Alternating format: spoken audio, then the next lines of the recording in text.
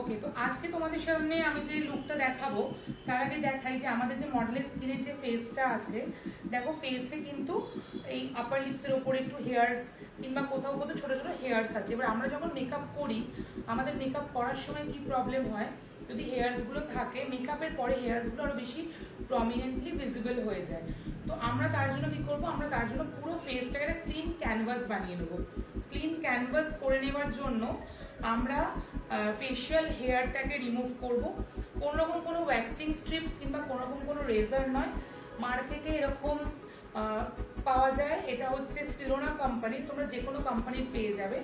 এগুলোকে বলে ফেশিয়াল রেজার। এগুলো মেইনলি কিন্তু ফেশিয়াল হেয়ার রিমুভ করার জন্য ইউজ করা হয়। তো আমরা এটা কি করে ইউজ করবো ফার্স্টে সেটা আগে দেখে নিই। আমরা অ্যালোভেরা জেল, আমি এটা ইউজ করছি অ্যাপোলোর, তোমরা যে কোনো কোম্পানির অ্যালোভেরা জেল নিতে পারো। অ্যান্ড হাতের মধ্যে একটুখানি অ্যালোভেরা জেলটা নিয়ে নেবে অ্যান্ড জাস্ট অ্যালোভেরা জেলটা হালকা করে আপার লিপসটা যেখানে আমরা হেয়ারটাকে রিমুভ করব সেখানে আমরা এই আঙুলকে এরকম করে টেনে ধরবে যাতে চামড়া আমাদের না কুচকায়, চামড়া না কুচকায়। অ্যান্ড একদম হালকা করে, একদম হালকা হাতে ফেশিয়াল হেয়ারটাকে রিমুভ করবে।